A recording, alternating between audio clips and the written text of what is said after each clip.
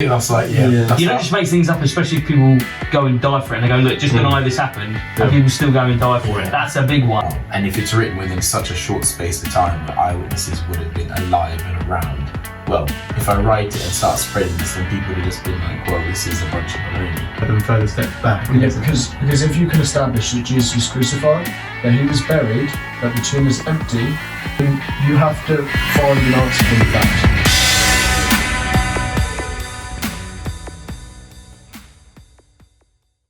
Okay, welcome to the Talk of Proverbs, T-Top for short, I believe. That's how it goes.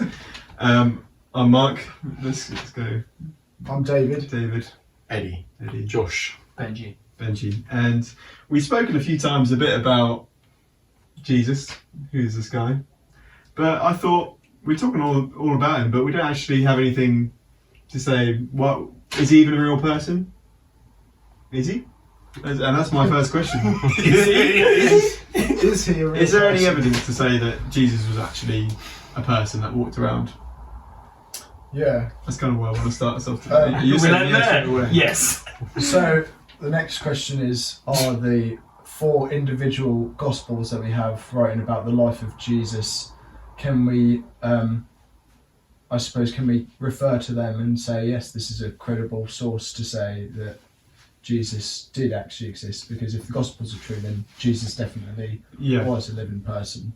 Yeah, but I guess the problem with the Gospels would be that they're making like a massive claim. It's not just like a historical document about a battle. They're saying that this guy's doing miracles, that he's God, all these things. So where can we find the truth in that? That's kind of the question if we're doing about the Gospels. Yeah. Definitely prove Jesus historically before going to the Gospels. Is that what you're saying? Yeah, well, not that. Sure, the Gospels could have truth in them in terms of they could cover historical events, but then they're also making massive claims about who this Jesus is. So, how are we saying that the Gospels are accurate if they're making all these claims as well? That's why I thought the starting point would be is there any, like, so for example, independent evidence that Jesus was existing apart from the Gospels, like non-Christian sources? Okay. Not to my knowledge exactly about Jesus himself. We have people who refer to him, like Tacitus refers to Christians Who about was Jesus. Tacitus was a Roman historian who writes about the fact that Jesus was crucified during the reign of Tiberius. And that corroborates Jesus' life span as written in the Gospels. So from that we could deduce, if you believe in Tacitus, that he writes about, I think he says Christus, which means Christ in Latin, I think. And he says that he was crucified under Pontius Pilate. Yeah. One fact that we could possibly point to. Okay. So you have Jesus being referred to by a Roman writer. Yeah, who, by the way, hates Christians. So it's a really good piece of evidence. It's a weird thing of him to have just made up. Yeah, because obviously he doesn't want to support Christians in any way. I mean, this guy was writing about how Christians were being eaten by dogs and crucified, or hung up on crosses as a kind of joke in their arenas and stuff like that. So this is an approving of it. Oh, what, he said it like that? Oh yeah. I didn't know he said it like that. Yeah, so this guy approves of the destruction of Christianity. Calls it, I got the quote actually. We can read it. Damn, I've got notes. I can read it. Where is it? He says it's a deadly superstition about shocking and shameful things, and that Christians are hated for their crimes and were guilty and deserving of the most exemplary punishment. And that is from his book, Annals 15, I don't know if anyone is interested. But yeah, so he did not like Christians, and as yet he was still writing about the fact that Jesus existed as a person, so we can corroborate that he existed and was at least killed by crucifixion. I think there's also Josephus. Josephus, yes, yeah. No, Yeah. however you want to pronounce I was going it. to say that was probably the main other one that I'm aware of. Flavius. Flavius. I say Flavius because he's I like Sounds like someone on Britain's Got Talent. Flavius. Flavius. But yeah, he's also recorded with Jesus and the people were following Christians, these Christ followers. Yeah. So he speaks of that. And just for those listening, Josephus was A historian. but he was a Jewish historian. Yeah. Again, not a Christian. Yeah. A Pharisee as well. Yeah. Yeah. Yeah. In other words, scum. But just Jewish. Yeah. If you Cancelled. I guess I can't say that. what I find crazy, You know what I was going to say. what I find crazy is that we're talking about 2,000 years ago, so a time where you probably get one person that can read and write in maybe like 1,000, if not You more. can't say that today, bro. Yeah, that's What, 2,000 years? What? I don't get that. 2,000 years ago. You probably get. You're gonna be like, I don't get it, don't worry. One person that could read and write. Yeah, like they'd only No, be, like, one in scholars. a. Like only like you'd have to be trained in read and write. No, he was saying one in every 1,000. What did you say? Like one in like 1,000 people would be able to actually like read. Did you and just write. think he was saying No. one person? I think most of the men, could read and yeah, write? the women wouldn't be able to. No, I the think- most of the men could read and write. I That's don't what I said. Really? I think the majority of I men don't could think so. read. Because how would they get. I don't know that a Can majority. you do your Google thing? Yeah, you guys keep chatting. I think at least. You guys seem chatting rubbish. I'm going to clarify. Just so you've got time for the rubbish. Literacy rates in first century Middle East. Oh, we have it on wiki. How would they even know that? But the fact that somebody of Jesus's like socioeconomic status, like didn't have like a house, didn't really have many possessions, spent most of his time preaching out in the wilderness. Can I just pause you there?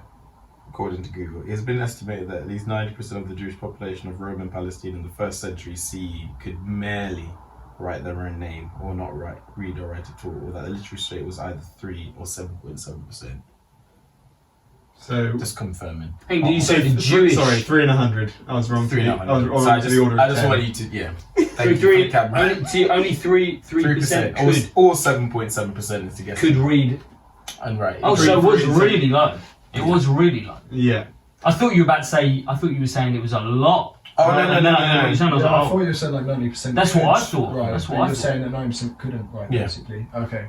I just Yeah. read what it said. So Interesting. the fact that someone like Jesus would be recorded at all would be quite crazy. Mm. Because I guess the amount of people that Come and go. would have come and gone. Yeah. And would have claimed to also have been the Messiah-like or Christ-like. Yeah. Mm.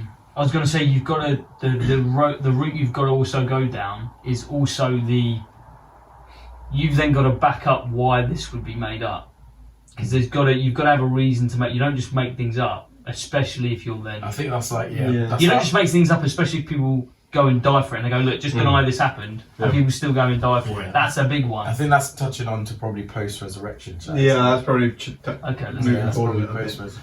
I think as well, you gotta, coming from a historicistic point of view, most historians and scholars accept the Gospels as history. Not, I wouldn't say the whole Gospels is history. Or they No, I said they accept it as Jesus is a real person in terms Oh, of it's right. recording about Okay. a real person, a real time, and real place. Yeah. Okay. So most of them actually agree, and actually it'd be quite silly to disagree. Like, and these are non-Christian scholars. Yeah, I think Yeah. I think the main one recently was a guy called Bar. Have you heard of Bar Ehrman? Yeah. He was the main one. So he's said he was a Christian at some point. Anyway, he's at least now says he's an atheist. But he didn't realise how many atheists thought that Jesus was a Wasn't a myth, real- yeah. and he wrote a whole book on. Okay, I'm not a Christian, but the whole Jesus is a myth thing. He was like, let's bury this because that's stupid. That's it. Yeah. He's like, that's a non-starter. Yeah, I think virtually all scholars kind of dismiss the theory that Jesus wasn't real. wasn't real. From doing some research, I saw that there are 30 surviving independent sources written by 25 authors who attest to Jesus. And that's coming from both Jewish and Roman sources. So I think we named a few of them. But if you analysed the information that we have about Jesus, just taking it on a purely factual basis in terms of just saying that he was a historical person, like we would of any other secular figure, like Plato. like Plato, Yeah, saying yeah. to say that he Socrates, yeah. existed or not, there'd be plenty of evidence to hit that threshold of saying, okay, more than you would for Yeah. Plato. So in Plato, it's something like 5 original copies, Yeah, I Something remember like that? seeing it once, the figures, but Yeah. it was ridiculous. and the ones for the New Testament is like But obviously, 5,000. The reason people don't care as much is because the claims aren't as outrageous. It's like back to what That's- Mark was saying, yeah. that's the difference, isn't That's it? the difference. They're just not claiming to be God. The slogan, I think, is extraordinary evidence for extraordinary claims. I think Yeah. that's what Yeah. an atheist would probably say. Yeah, Which is fair. Which will be, I get it, yeah. But yeah, I think we mentioned about Flavius Josephus. Flavor. So he references Jesus and the origins of Christianity in Antiquity of the Jews, which was written about 93 AD. So after Jesus was born, so probably about 60 years maybe-ish after he died. And I got the extract here. It says, "About this time there lived Jesus, a wise man, if indeed one ought to call him a man, for he was one who performed surprising deeds and was a teacher of such people as accept the truth gladly. He won over many Jews and many of the Greeks. He was the Christ. And when, upon the accusation of principal men amongst us, Pilate had condemned him to a cross, those who had first come to love him did not cease. He appeared to them, spending a third day restored to life, for the prophets of God had foretold that these things and 1,000 other marvels about him. And the tribe of the Christians, so called after him, has still to this day not yet disappeared." And there's another writing as well where he talked about a meeting between some of the clergymen and the Jews, so some of the what would you call them again? Pharisees. And during one of these times they summon a guy called James to the meeting, but he's referred to as James, the brother of Christ, or the one that they call Christ, or Jesus, who is called Christ. So they can reference all this, but this is another real person who they're saying is directly related to Jesus as a brother, someone who's born at the similar sort of time. And the first one's talking about kind of the teachings that he's heard from Christians as well. That's all just. You say that's all Joseph. That's Flavius, that's Flavius, and that's written about 60 years after Jesus died by a Jew, so not by a Christian. Just kind of just simplify what you were reading, because I sometimes hear that a little bit. He was basically just saying the apostles who were following him, even though they were threatened with death from the claim that he resurrected, they still believe. they still held to that story. Yeah, they're saying that Jesus was crucified.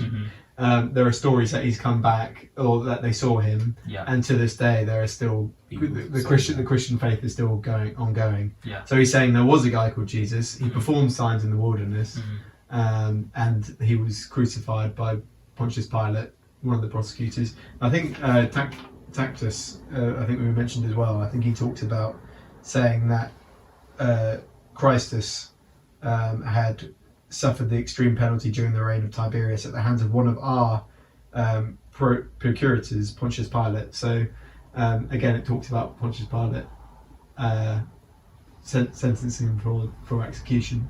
So that's a Roman source, Tacitus, and that he was a senator in the Roman government, and then also Josephus as well, talking about it from the Jewish perspective.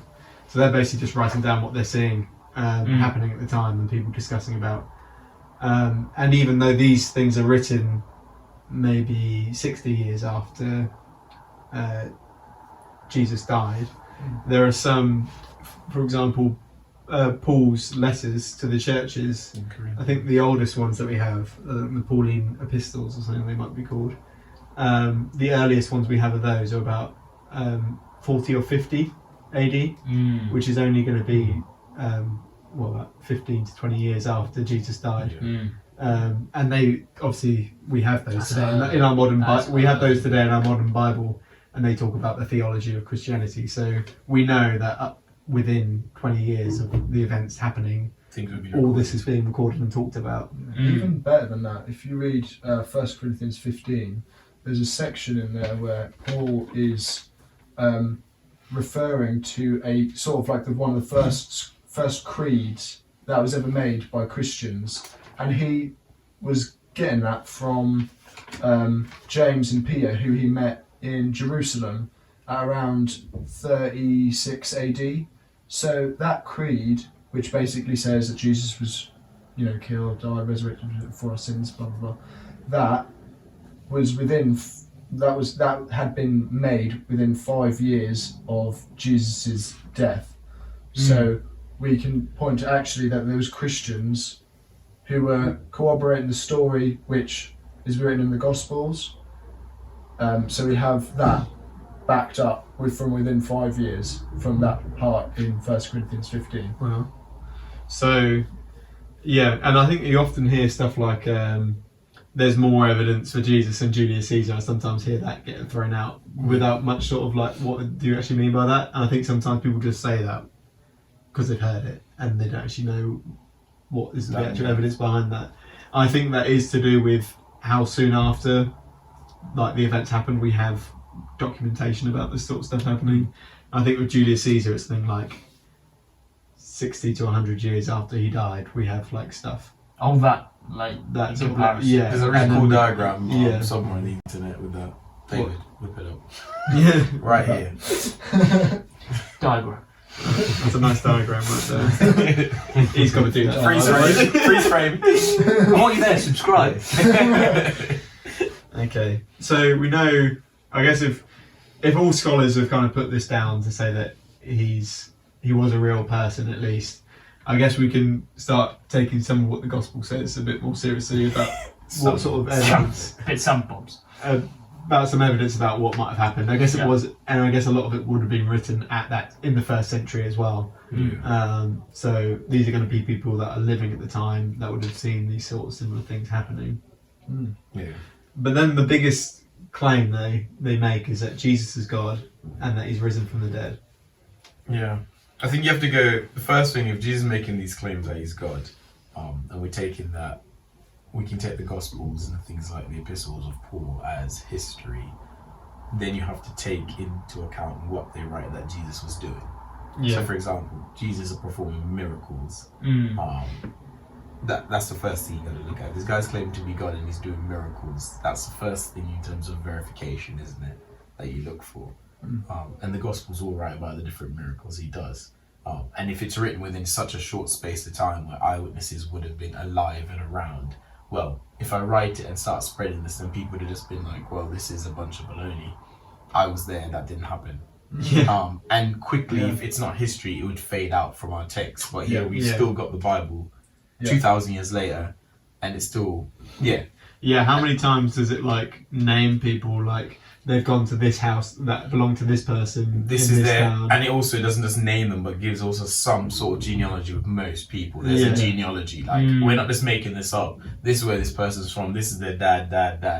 Yeah, if you read through Mark's Gospel, the majority of the sources that he has used for his Gospel is Peter.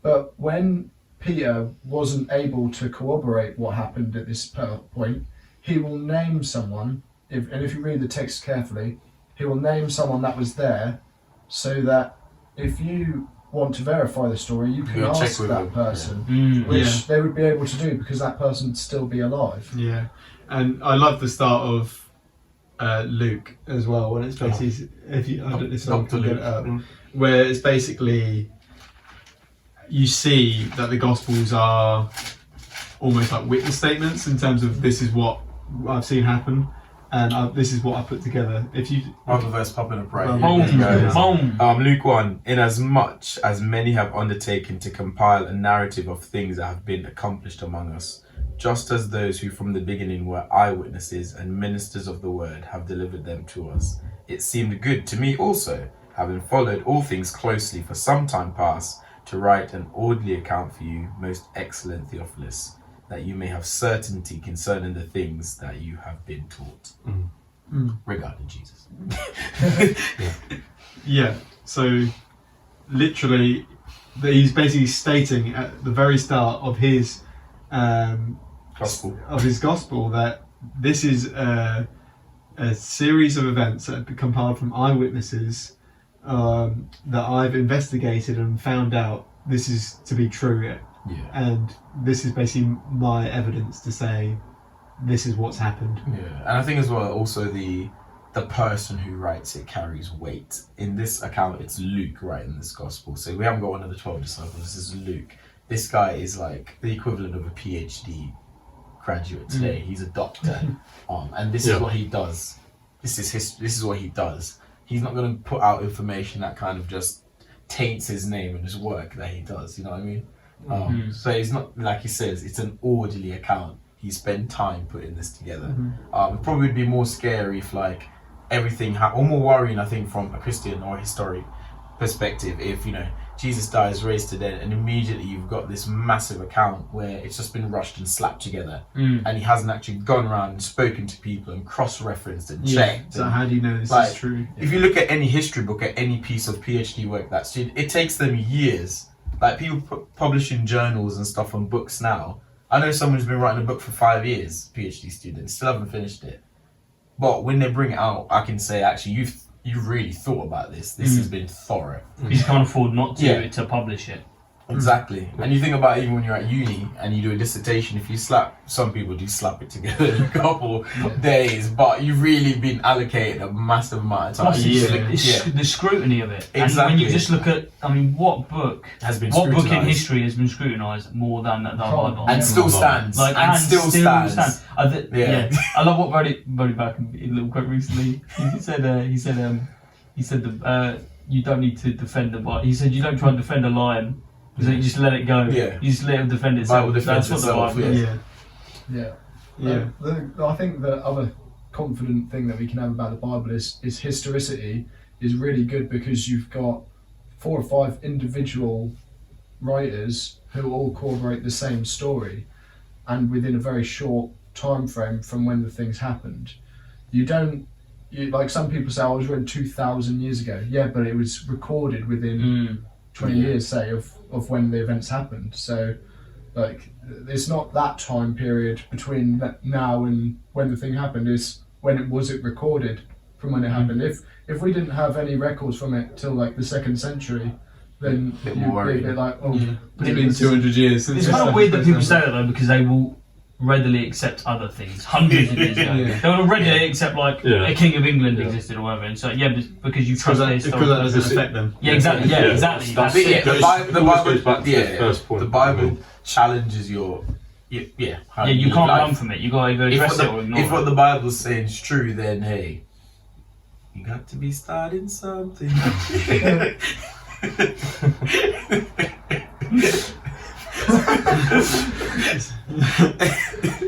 How do I transition? So, I guess if we're taking this story as it goes in the Gospels, we know how it ends with Jesus' crucifixion, and then it makes a claim that he's raised from the dead. And obviously, this is one of the key beliefs in Christianity. How can we say that that's true, that's accurate, that's happened? Has anyone got any thought? If I challenged you and said, tell me, how can you show me that this has actually happened? If you go straight to how the apostles reacted, they didn't accept it at the start. Yeah. Even though they were told from Jesus, this is what's going to happen, they didn't accept it when who were the 3 women? Mary. That's a key point. Let's say Mary. Yeah. When them 3 came back and gave a witness account of what happened, they were like, nah. Basically, I think they said it was nonsense. I think they called it women. Nonsense. Yeah. That's it. Yeah. That's the key thing. Yeah. They called it nonsense. And then one of the apostles ran back to go and find whether this claim is true. Peter. That's it. Peter ran back and then went and verified what was going on. But I think it's interesting to see that at the start that they full on was like, no, what are you going on? That's just foolishness, And I think it makes it more believable that way, to see that they didn't just accept it at the start. They were like, no, this needs to be proved to us right now. Yeah, I agree. I think even one of the things we sometimes downplay as Christians, because I guess it's become so common that Jesus raised from the dead, we downplay how ridiculous saying that is. And just be like, just accept it as fact. Of course he rose from the dead. It's like, no, you really need to think about this, because this doesn't happen every day. No one has risen from the dead and stayed alive since. So make a big deal of it, but also say why. You know what I mean? Because if someone, like, for example, if I dropped dead today and then walked in the room tomorrow and be like, yo guys, yeah, let's eat and do all this, you'd be like, I've got a few questions, we've got to do a few tests, this is not a hologram. But we say it sometimes so, like, you know, casually.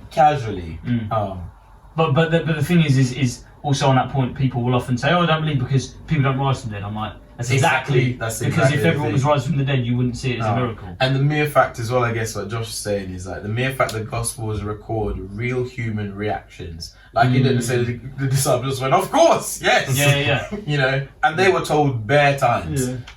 Damn.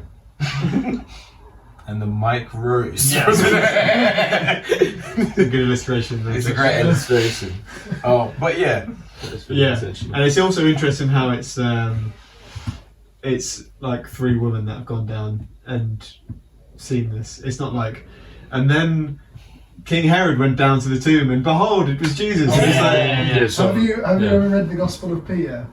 No. Because this. You're going to say something outrageous. There's something that most critics will point to in the Gospels, which is that Mark has kind of like a bare bones like telling of the story of Jesus, and then Matthew a little bit more like legendary development, then Luke a bit more, and then finally John, the last Gospel, is like Jesus appears twice and like lots of people see him and stuff like that.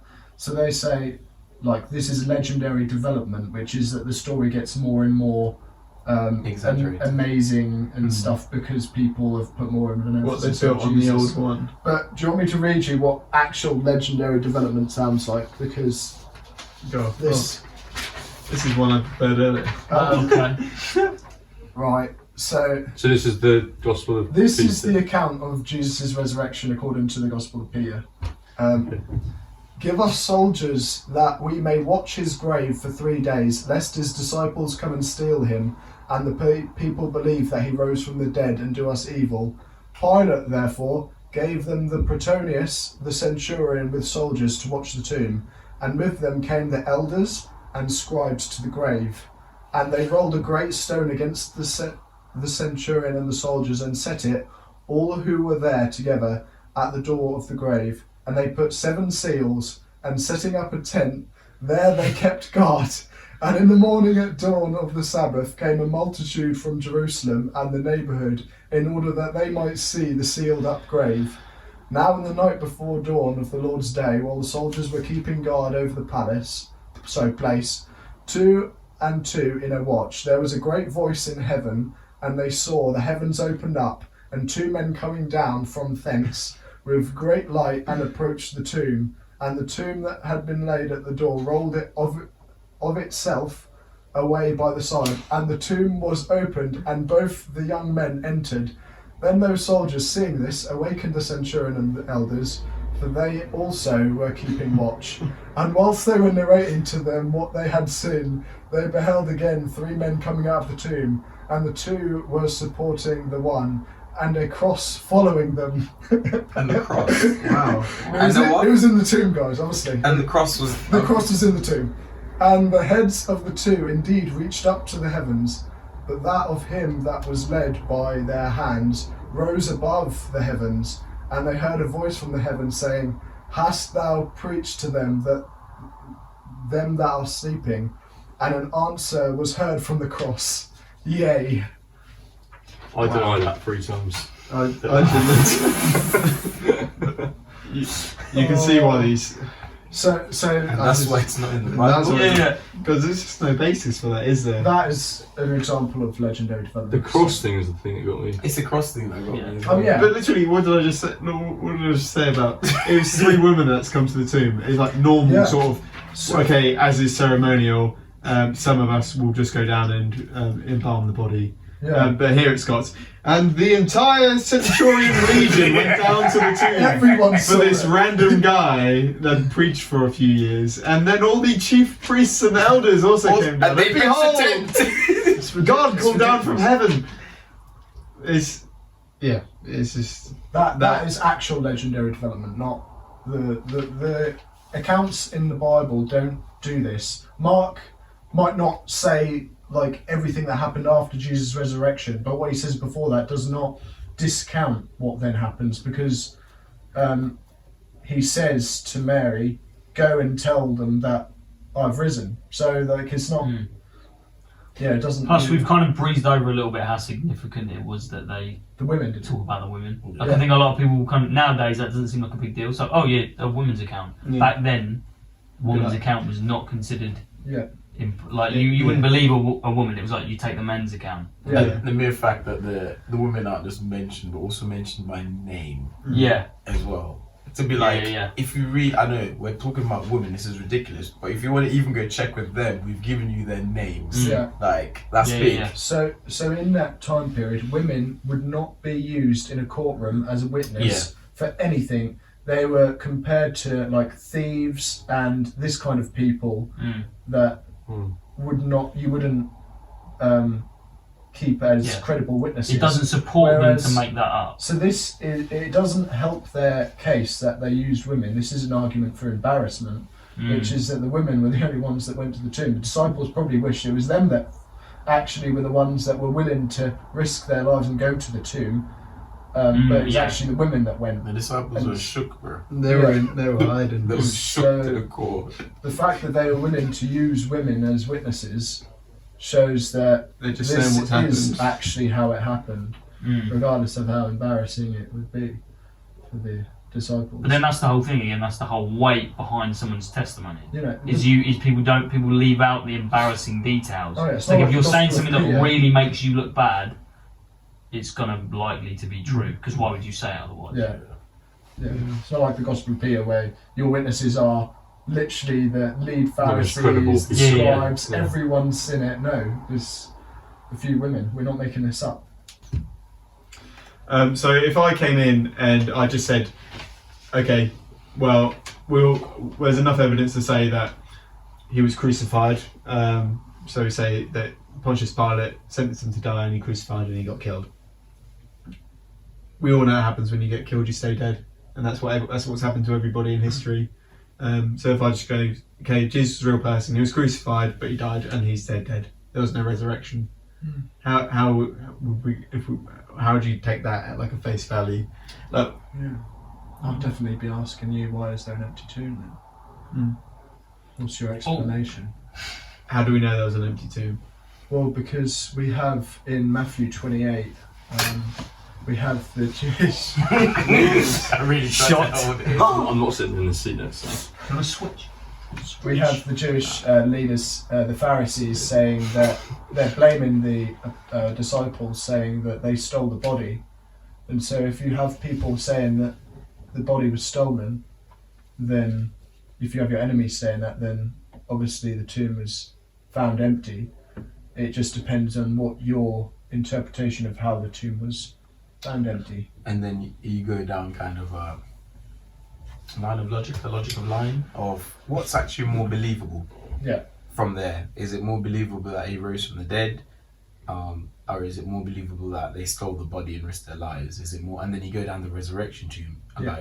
like the people he appeared to. Is it more believable that 500 people saw him at once, or that 500 people are all high at the same time? You know, you start going down these. Is it more believable that he appeared to so many people at different points, or that they're all high at different points and end up seeing the same person and touching the same person?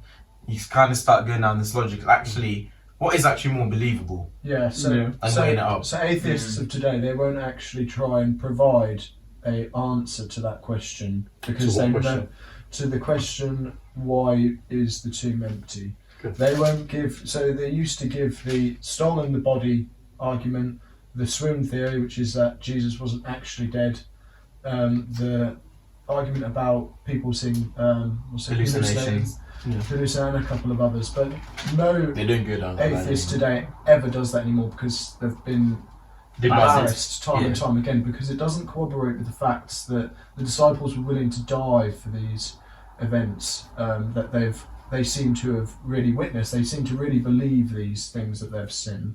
So then what an atheist will say now is, well, I don't believe that Jesus was ever buried in the tomb. I don't believe that he was ever there. And so, So they've got to keep taking further and further steps back. yeah, because if you can establish that Jesus was crucified, that he was buried, that the tomb was empty, And he appeared to people. yeah, and then people saw him, then you have to find an answer for them facts. And But you've got if to you deny don't one of agree those with three facts- things, yeah. So if you take out one of them facts, and you actually say, no, I don't believe this, like Bart Ehrman, the famous atheist, he'll say, I don't believe that he was ever actually buried, I believe that he was just thrown into a mass grave. But then why would the gospel say that he was buried in the tomb of Joseph of Arimathea if people could just go there And check it out. and see, because after he was killed you'd see that the tomb is there and did exist, and you'd be able to corroborate the story with people like Joseph of Arimathea. You could ask him if you actually did take Jesus to the tomb. Yeah. And I think as well, back from coming from a historical point of view and taking context, is if people understood what the Romans were good at and how legitimate they were at killing people, Yeah. and actually what was online for Centurions to not make sure someone is dead, they wouldn't even start going down that line. Before they even came down the cross, took them off the cross, they would make sure they were dead. Yeah. We've got the whole thing of the other two guys hanging on the left and the right hand side. Their legs were broken to speed up their death. By the time they got to Jesus, all they did was just pierce his side, because he was already dead at that point. But it also Just to make says it specifies in it saying out came blood and water. Yeah, which is at that time they didn't know what that was obviously like a medical thing. Yeah, what's it called now? What's that called when? There's an actual medical term for it. Yeah. But now we're like, oh, it's very specific. And how he was described that before he died, he was sweating blood as well, which they wouldn't have known about that medically much, but it's possible. Yeah. Okay. So we've hit quite a lot of things at the same time. I think it's quite easy to say, if we think about who's on Jesus' side wanting this to happen, about 12 fishermen and probably a few other, maybe a few hundred followers maybe that are still around, but they're scattered across Judea. And then who's against them? Who's not wanting this to happen? We've got the Romans, who are in charge of they have this massive empire. They've got all these provinces, and the one thing they hate the most is these little factions that rise up because they've conquered everything that they know, and it's all that can bring us down are these little factions that are coming up. And then you got the Pharisees who are like, this is not who we want the Messiah to be. He's supposed to throw off the Romans and conquer everything. This guy he's just dead. And we don't agree with what he was saying because he was against us from the beginning. Yeah. So I think, like you say, if the tomb wasn't empty, they'd just go there and pull out the body, wouldn't they? Yeah. And say, look, here it is. And that would immediately crush it. If they could just hold up the dead body of Jesus and be like, "Here's the dead body of the Bible," we would have the Bible today. They'd be like, "Oh, do you guys?" I like that. Actually, I was just going to ask: is there any accounts that say that Jesus was? They found the body. Is there any historical accounts that say otherwise, opposite to that? No, I don't think so. But the thing is, it's not like this was even going to be a surprise for the Pharisees. They listened to Jesus and they heard him say multiple times, "On the third day, I'm going to rise again." So they were aware of this, and this is actually recorded in the Gospel. If someone gets up Matthew 27, verses 62 to 66. I was going to point to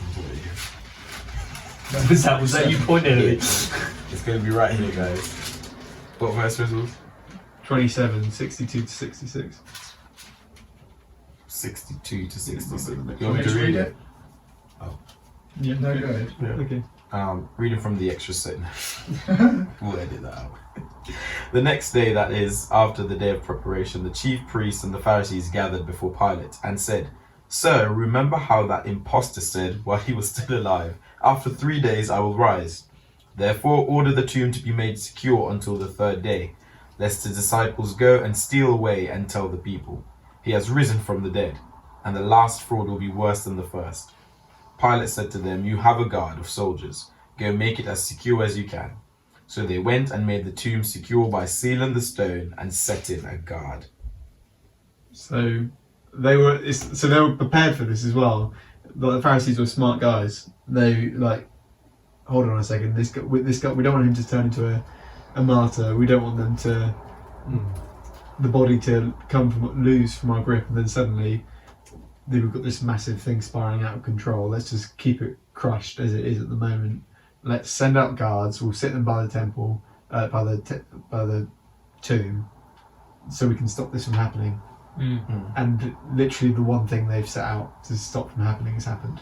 Isn't it something like if the penalty for them if they would have allowed anything to go wrong, don't they get executed? Yeah. Is it something like that? That's what I was And saying they're- earlier in terms of what's on stake for the centurions not That's- to do their jobs. Yeah. Is their life. So the Pharisees pay him off in 28 verse 13. And they tell him to say, "You are to say his disciples came during the night and stole him away while we were asleep." How are they going to report anything if they're asleep? "If this report gets to the governor, he will satisfy him and keep you out of trouble." So the soldiers took the money and did as they were instructed, and this story has been widely circulated among the Jews to this very day. It's this very day for like 2000 years. It's the fact that the Bible. I love how angry David was. How they got to sleep? The fact that this has already been preempted, like this is what they're going to do, and still 2,000 years later, it's still the thing that they're trying to circulate. It's still trying to be circulated.